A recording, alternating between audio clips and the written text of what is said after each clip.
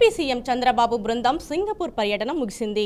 సీఎంకు అక్కడి తెలుగు ప్రజలు ఘనంగా వీడ్కోలు పలికారు. చంద్రబాబు ఈ అర్ధరాత్రి హైదరాబాద్ మీదుగా అమరావతికి చేరుకోనున్నారు. 4 రోజుల పర్యటనలో వివిధ ప్రముఖ సంస్థల ప్రతినిధులతో సీఎం చంద్రబాబు సమావేశమయ్యారు. రాష్ట్రంలో పెట్టుబడులు పెట్టాలని ఆయా సంస్థలను ఆహ్వానించారు. రాష్ట్ర ప్రభుత్వం తరపున అవసరమైన అన్ని సౌకర్యాలు కల్పిస్తామని హామీ ఇచ్చారు. ఇదే అంశంపై మరింత సమాచారాన్ని మన ప్రతినిధి నాయుడు అందిస్తారు. చెప్పండి నాయుడు. 4 రోజుల పర్యటన నిమిత్తం ఏపీ సీఎం చంద్రబాబు నాయుడు, అదేవిధంగా ఐటీ అండ్ ఎలక్ట్రానిక్స్ శాఖ మంత్రి నారా లోకేష్, అదేవిధంగా మున్సిపల్ అడ్మినిస్ట్రేషన్ శాఖ మంత్రి నారాయణ, అదేవిధంగా మంత్రులు టీజీ భరత్ తో పాటు అధికారులందరూ కూడా సింగపూర్ పర్యటనకు అయితే వెళ్ళిన పరిస్థితి ఉంది. గత 4 రోజులుగా చూసుకున్నట్లయితే కనుక పూర్తి స్థాయిలో ఇటు రాష్ట్రానికి కావాల్సిన పెట్టుబడులకు సంబంధించి మొత్తం వివిధ ప్రతినిధులతో కావచ్చు, అదేవిధంగా పెట్టుబడిదారులతోనూ, అదేవిధంగా అక్కడ ఉన్న సింగపూర్ ప్రభుత్వ అధికారులతో కూడా సమావేశాలు అయ్యారు. అదేవిధంగా చూసుకున్నట్లయితే ప్రధానంగా దీనికి సంబంధించి మనం చూసుకున్నట్లయితే కనుక రాష్ట్రంలో పెట్టుబడులు పెట్టినట్లయితే కనుక రాష్ట్రం పెట్టుబడులకి స్వర్గధామంగా నిలుస్తుందంటూ కూడా చెప్పిన పరిస్థితి కనిపిస్తుంది. అయితే అదేవిధంగా చూసుకున్నట్లయితే రాష్ట్రంలో ఎటువంటి పెట్టుబడులకు అవకాశాలు ఉన్నాయంటే కూడా పూర్తి స్థాయిలో ఇక్కడ నుంచి ఒక ప్రెజెంటేషన్ కూడా ఇచ్చిన పరిస్థితి ఉంది. రాష్ట్రంలో రాష్ట్ర వ్యాప్తంగా చూసుకున్నట్లయితే ఐటీ అండ్ ఎలక్ట్రానిక్స్, అదేవిధంగా గ్రీన్ హైడ్రోజన్ ప్రాజెక్ట్స్ కావచ్చు, లేదంటే కన్స్ట్రక్షన్స్ సంబంధించి కావచ్చు, లేదంటే పూర్తి స్థాయిలో ఎటువంటి పెట్టుబడులు పెట్టినా కూడా రాష్ట్రంలో పురోగతి సాధించడంతో పాటు ఖచ్చితంగా రాష్ట్రం తరఫున అయితే కనుక ఖచ్చితంగా ప్రోత్సాహకాలు ఉంటాయంటూ కూడా ఏపీ చంద్రబాబు నాయుడు కూడా పూర్తి స్థాయిలో అయితే కనుక చెప్పిన పరిస్థితి ఉంది. అదేవిధంగా చూసుకుంటే అక్కడ ఉన్నటువంటి అధ్యక్షులతో కూడా మాట్లాడుతూ, అదేవిధంగా మంత్రులతో మాట్లాడినప్పుడు వాళ్ళు పూర్తి స్థాయిలో ఇటు రాష్ట్రానికి సంబంధించి చంద్రబాబు నాయుడు తాలూకా ప్రోత్సాహం కావచ్చు, లేదంటే చంద్రబాబు నాయుడు ఆధ్వర్యంలో అయితే కనుక రాష్ట్రం పురోగతి పెట్టుబడులు పెట్టేందుకు ఎవరు కూడా వెనకడుగు వేయనట్టు కూడా వాళ్ళు చెప్పిన పరిస్థితి కూడా ఉంది. అదేవిధంగా చూసుకుంటే చంద్రబాబుతో 5 నిమిషాల పాటు ఎవరైనా సరే కూర్చొని మాట్లాడినట్టే ఖచ్చితంగా పెట్టుబడులు పెట్టేందుకు అయితే ఖచ్చితంగా ముందుకు వస్తారంటూ కూడా వాళ్ళు చెప్పడం చూస్తుంటే కనుక చంద్రబాబుపై వారికి ఉన్న నమ్మకం కావచ్చు, అదేవిధంగా చంద్రబాబు నాయుడుతో పాటు ఇటు ఏపీలో పెట్టుబడులు పెట్టడం ద్వారా అయితే కనుక మంచి పురోగతి సాధించేట్టు కూడా వాళ్ళందరూ కూడా ఆశాభావాన్ని కూడా వ్యక్తం చేసిన పరిస్థితి ఉంది. ప్రధానంగా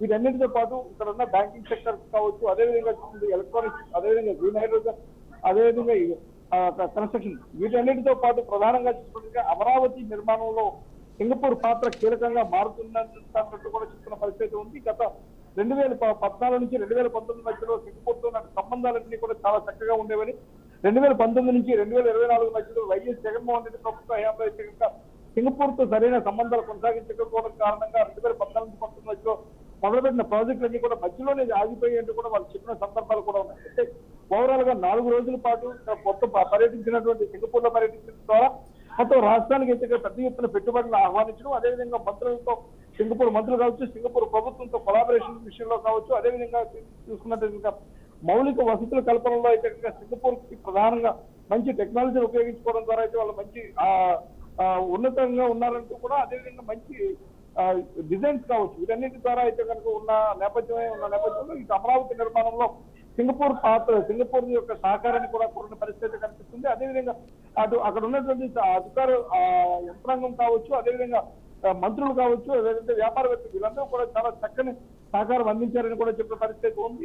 ఏపీకి రావడం ద్వారా అయితే పెట్టుబడులు పెట్టిన వారికి అయితే మాత్రం పూర్తి ఆంధ్రప్రదేశ్ రాష్ట్రం నుంచి పూర్తి సహాయ సహకారాలు అందిస్తామంటూ కూడా చంద్రబాబు నాయుడు చెప్పిన పరిస్థితి ఉంది. అయితే 4 రోజుల పర్యటన ముగించుకొని ఇప్పటికే ఆంధ్రప్రదేశ్ కు బయలుదేరినటువంటి సీఎం చంద్రబాబుకు వీడ్కోలు పలికేందుకు అయితే పెద్ద ఎత్తున తెలుగు ప్రజలందరూ కూడా సింగపూర్ లో చంద్రబాబు నాయుడు బస్ చేసినటువంటి హోటల్కు రావడం, అదేవిధంగా అందరూ కూడా వీడ్కోలు పలకడం కూడా మనకి కనిపిస్తుంది. ప్రధానంగా ఇక్కడ వీడ్కోలు పలికే సమయంలో అయితే మాత్రం మేమంతా కూడా పెద్ద ఎత్తున ఏపీలో మేము ఖచ్చితంగా పెట్టుబడులు పెడతామని, అదేవిధంగా తెలుగు ప్రజల సహకారం కావచ్చు, ఇక్కడ సింగపూర్ ప్రజల సహకారం ఖచ్చితంగా ఉంటుందంటూ కూడా వాళ్ళు చెప్పిన పరిస్థితి అయితే మనకి కనిపిస్తూ ఉంది. Right Naidu, thank you. Nellore జిల్లా వ్యాప్తంగా మాజీ సీఎం వైసీపీ అధినేత వైఎస్ జగన్మోహన్ రెడ్డి పర్యటించనున్నారు. ఈ నెల 31న పర్యటించనున్నారు. ఈ నేపథ్యంలో జగన్ పర్యటనపై నెల్లూరు జిల్లా పోలీసులు ఆంక్షలు విధించారు. జన సమీకరణ చేయొద్దంటూ నోటీసులు జారీ చేశారు. జగన్ పర్యటనకు ఫుల్ సెక్యూరిటీ ఇస్తున్నామన్నారు. రోడ్ షోలకు అనుమతి లేదని, లా అండ్ ఆర్డర్ బ్రేక్ చేస్తే చర్యలు తప్పవని ఇన్ఛార్జి ఎస్పీ దామోదర్ వార్నింగ్ ఇచ్చారు. అయితే పోలీసుల ఆంక్షలపై వైసీపీ నేతలు విమర్శలు చేస్తున్నారు. జగన్ వస్తున్నారంటే జనం తండోపతండాలుగా వచ్చే అవకాశం ఉండటంతో కూటమి సర్కారు భయభ్రాంతులకు గురవుతోందని ఎద్దేవా చేశారు. ఇక దీనికి సంబంధించి పూర్తి సమాచారం మా ప్రతినిధి బసవరాజు అందిస్తారు. చెప్పండి బసవరాజు.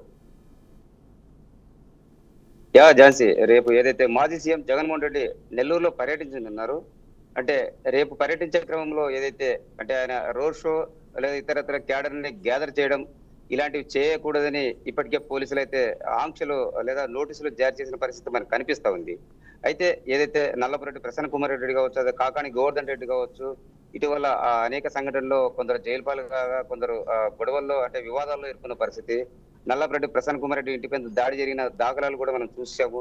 ఈ నేపథ్యంలో వారిని అంటే పార్టీ కేడర్లో మనోభావము మనోధైర్యాన్ని నింపడానికి జగన్మోహన్ రెడ్డి అక్కడ పర్యటించి ఏదైతే నేతల్ని అదేవిధంగా పార్టీ శ్రేణుల్ని కొంత వాళ్ళ జోష్ నింపడానికి ఈ కార్యక్రమం పెట్టుకున్నట్టు తెలుస్తా ఉంది.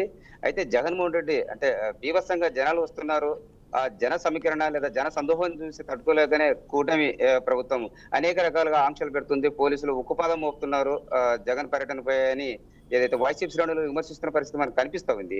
అయితే ప్రభుత్వం అయితే ఏదైతే పరామర్శగా ఉండాలి కానీ దండయాత్ర మాదిరి లేదా రోడ్ షో మాదిరి అంటే వేలాది మందిగా క్యాడర్ ని తరలించుకొని ఇలా రోడ్ల వెంబడ లేదా ట్రాఫిక్ కి అంతరాయం కలిగే విధంగా చేయకూడదని కూటమి ప్రభుత్వం తరఫున ఏదైతే ఇన్ఛార్జ్ ఎస్పీ గారు దామోదర్ గారు ఆల్రెడీ హెచ్చరించారు, నోటీసులు కూడా జారీ చేసిన పరిస్థితి మనకు కనిపిస్తా ఉంది.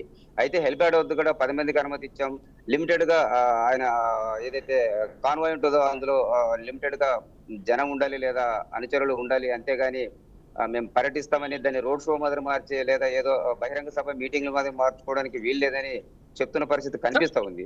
మరి చూడాలి, గతంలో కూడా ఇలానే చెప్పిన పరిస్థితులు ఉన్నాయి. ఏదైతే బంగారుపాలెం చిత్తూరు జిల్లా పర్యటనలు కూడా చూసాం మనం.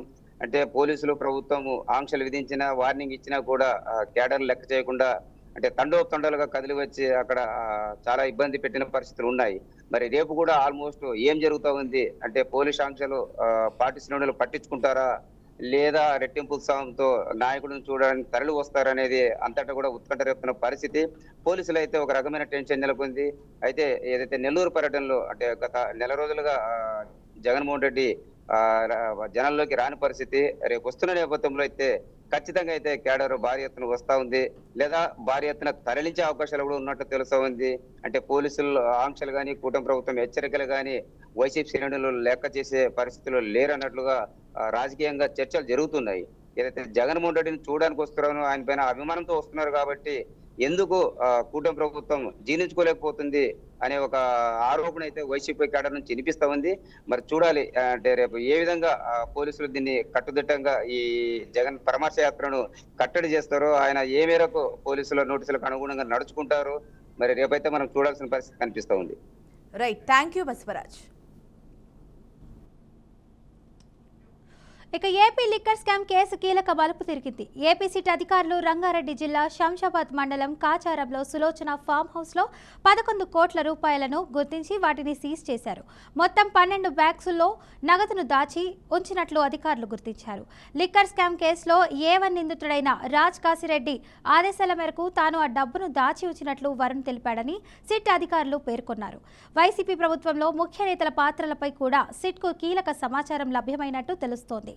పూర్తి ఆధారాలతో త్వరగా కొందరు పెద్ద తలకాయల పాత్ర కూడా బయటపడే అవకాశం ఉందని అధికారులు చెప్తున్నారు. ఇక ఇదే అంశానికి సంబంధించి మరింత పూర్తి సమాచారాన్ని మా ప్రతినిధి సామశివరావు అందిస్తారు. సామశివరావు, చెప్పండి.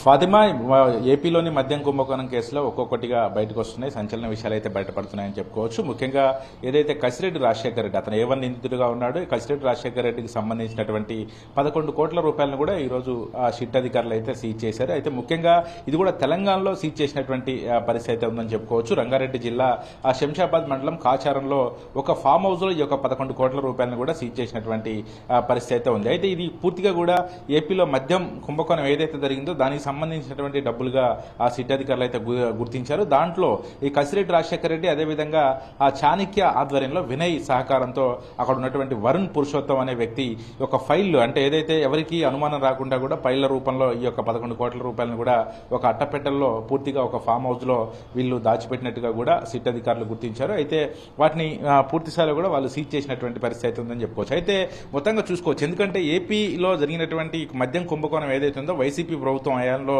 ఈ తీవ్రస్థాయిలో 3,500 కోట్లకు పైగా ఈ యొక్క మద్యం కుంభకోణం జరిగినట్లుగా ఇప్పటికే సిట్ అధికారుల దగ్గర కూడా పూర్తి ఆధారాలు ఉన్నట్లుగా ఆ సిట్ అధికారులు చెప్తా ఉన్నారు. దానికి తోడుగా ఒక్కొక్కరిగా విచారిస్తూ వస్తున్నారు. మొదటగా ఇంకా కసిరెడ్డి రాజశేఖర రెడ్డిని విచారించారు, ఆ తర్వాత విజయసాయి రెడ్డి, దాంతోపాటు ఒక్కొక్కరిగా విచారిస్తూ వస్తున్నారు. దాంట్లో కీలక పాత్రగా ఏతి నిందితుగా ఉన్నటువంటి ఎంపీ మితిన్ రెడ్డిని కూడా అరెస్ట్ చేసి జైలుకు పంపించినటువంటి విషయం తెలిసింది. అయితే దీంట్లో జరిగినటువంటి 3,500 రూపాయల కుంభకోణంలో పూర్తి స్థాయిలో కూడా కొన్ని పెద్ద తలకాయలే ఉన్నట్లుగా ఇప్పటికే సిట్ అధికారుల దగ్గర పూర్తి ఆధారాలు ఉన్నట్లుగా సమాచారం. దానికి సంబంధించి ఒక్కొక్కరిగా బయటకు తీసుకొస్తున్నటువంటి పరిస్థితి ఉందని చెప్పుకోవచ్చు. ఎందుకంటే ఆ రోజు మద్యం పాలసీ విధానంలో ఎక్కడ కూడా లావాదేవీల విషయంలో ఒక క్యాష్ ట్రాన్సాక్షన్ తప్పితే ఎక్కడ డిజిటల్ లావాదేవీలు ఎక్కడ లేకపోవడం, ఒక మద్యానికి సంబంధించి ఒక లెక్క కూడా సరిగ్గా లేకపోవడం, దాంట్లో కుంభకోణం పూర్తిగా జరిగినట్లుగా ప్రస్తుతం కూటమి ప్రభుత్వం గుర్తించిన తర్వాత దీన్ని సిట్ అధికారులకు కూడా అప్పచెప్పడం జరిగింది. దానికి తోడుగా ఒక్కొక్కరిని ఇప్పటికే అదుపులోకి తీసుకుంటూ వస్తా ఉన్నారు. అయితే ఈ యొక్క మద్యం కుంభకోణాన్ని అతి త్వరలోనే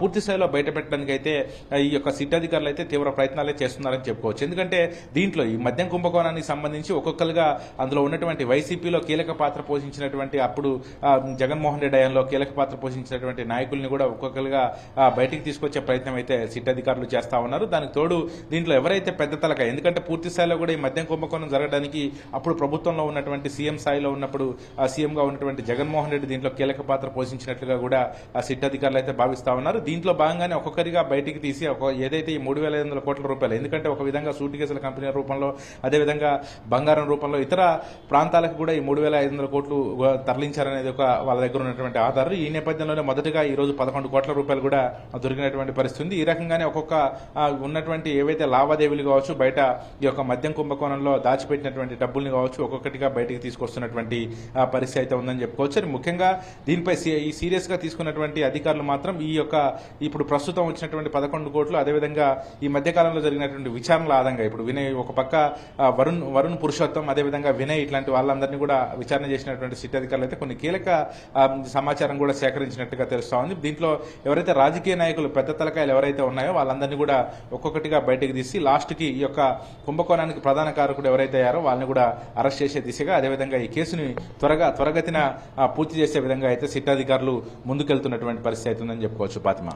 right, thank you Sambasivarao. Right, ఇక శ్రీవారి ట్రస్ట్ ద్వారా వచ్చే భక్తుల విషయంలో టీటీడీ సుదీర్ఘ కసరత్తు చేసింది.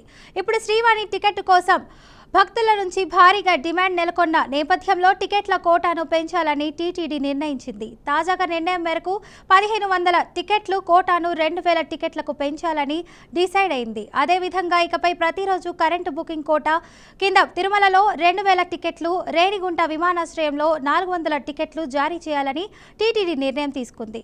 ఇదే సమయంలో శ్రీవాణి దర్శన సమయంలో కూడా టీటీడీ మార్పులు చేసింది. ప్రస్తుతం ఉదయం శ్రీవాణి టికెట్స్ కలిగిన భక్తులను దర్శనానికి అనుమతి ఇస్తుండగా ఇకపై సాయంత్రం కూడా స్వామి దర్శనానికి అనుమతి ఇవ్వాలని డిసైడ్ అయింది.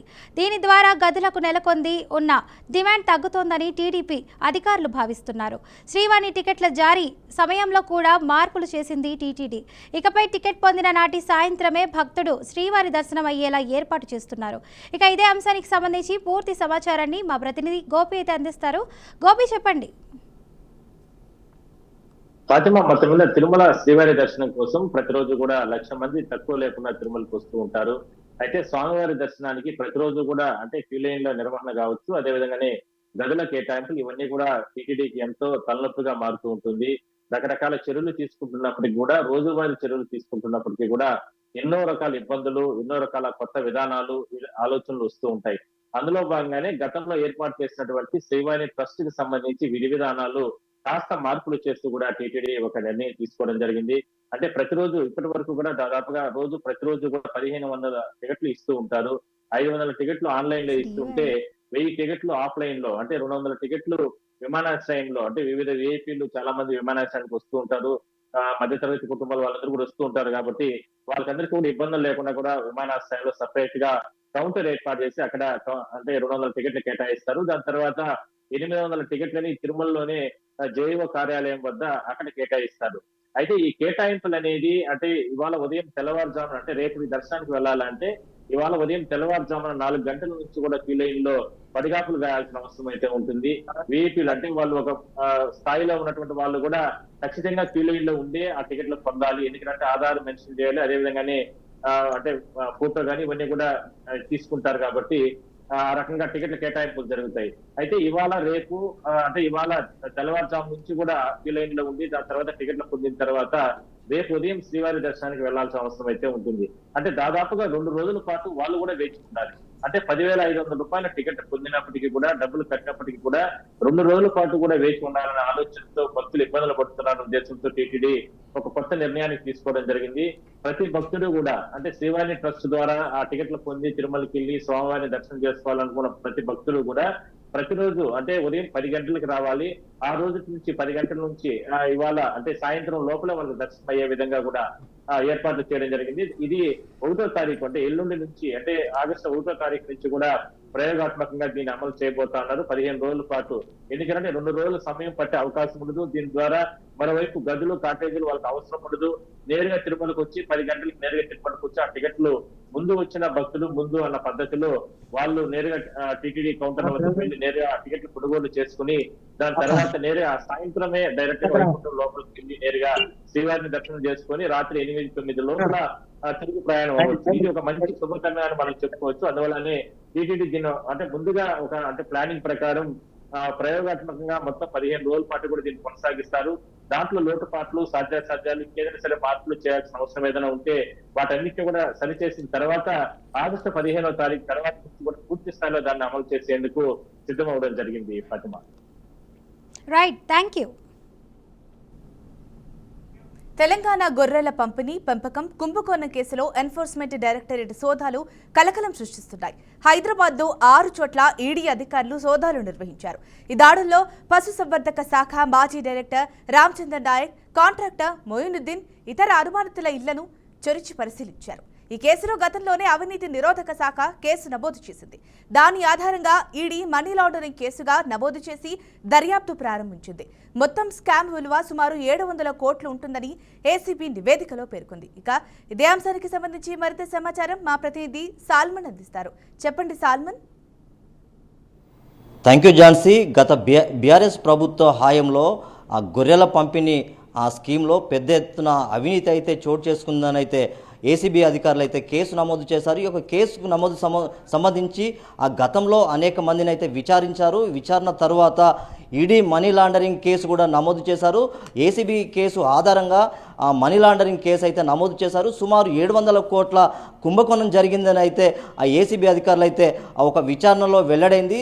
హైదరాబాద్లో సుమారు 6 చోట్ల ఎన్ఫోర్స్మెంట్ డైరెక్టర్ తనిఖీలు అయితే నిర్వహిస్తున్నారు. మాజీ పశుసంవర్ధక శాఖ రామచంద్ర నాయక్, అదేవిధంగా కాంట్రాక్టర్ మొయినుద్దీన్ను ఇతర అధికారులను అయితే విచారణ చేశారు. ఈరోజు ఏకకాలంలో 6 చోట్ల ఈ యొక్క తనిఖీలు నిర్వహించారు. అనుమానితుల ఇళ్లలోకి వెళ్ళి కూడా ఈ యొక్క తనిఖీలు అయితే నిర్వహించారు. మనం చూసుకున్నట్లయితే ఖచ్చితంగా గత ప్రభుత్వంలో అన్ని అవినీతిమయంగా ప్రతి స్కీమ్లో అవినీతిమయంగా ఏర్పాటు చేసి అవినీతితోటి అయితే చాలామంది అధికారులు లేకుంటే ప్రభుత్వ అధికారులు అయితే పెద్ద ఎత్తున దీనికి సంబంధించి అయితే అవినీతి చోటు చేసుకుందని ఏసీబీ అయితే కేసు నమోదు చేసింది. మనం ఈ యొక్క గొర్రెల పంపిణీ స్కీమ్లో కూడా పెద్ద ఎత్తున ఈ యొక్క స్కామ్ జరిగింది. ఖచ్చితంగా గత ప్రభుత్వంలో అవినీతితో కూరుకున్నదని అయితే కాంగ్రెస్ ప్రభుత్వం ఇప్పుడు ఆరోపిస్తుంది. ఖచ్చితంగా ఈ యొక్క గొర్రెల పంపిణీ స్కీమ్లో ఎలాంటి వారినైనా ఖచ్చితంగా వదిలేది లేదు. ఖచ్చితంగా వారినైతే చర్యలు తీసుకునే విధంగానైతే ప్రభుత్వం సిద్ధంగా ఉందని చెప్తున్నారు. ఖచ్చితంగా ఈ యొక్క పశువర్ధక శాఖలో అనేక అనుమానాలు అనేక స్కామ్లు అయితే జరిగాయని అయితే కాంగ్రెస్ పార్టీ ఆరోపిస్తుంది. దీనికి సంబంధించి ఏసీబీ అధికారులు కూడా తనిఖీలు చేసి అదేవిధంగా ఎన్ఫోర్స్మెంట్ డైరెక్టర్ కూడా ఈరోజు సోదాలు నిర్వహిస్తున్నారు. Right, thank Salman. భారతీయ అంతరిక్ష పరిశోధన సంస్థ మరో ప్రయోగం విజయవంతమైంది. నాసాతో కలిసి కీలక ప్రయోగం చేసింది. GSLV F-16 రాకెట్ను ప్రయోగించింది. సరిగ్గా సాయంత్రం 5:40 రాకెట్ నింగిలోకి ఎగిరింది. ఈ రాకెట్ ద్వారా నింగిలోకి నీసార్ ఉపగ్రహాన్ని పంపించారు. ఇస్రో, నాసా సంయుక్తంగా రూపొందించిన 2393 కిలోల బరువుగల నీసార్ ఉపగ్రహాన్ని కక్షలోకి ప్రవేశపెట్టారు. భూమి అణువణువును 12 రోజులకు ఒకసారి స్కాన్ చేయగల సామర్థ్యం ఈ నీసార్ సొంతం.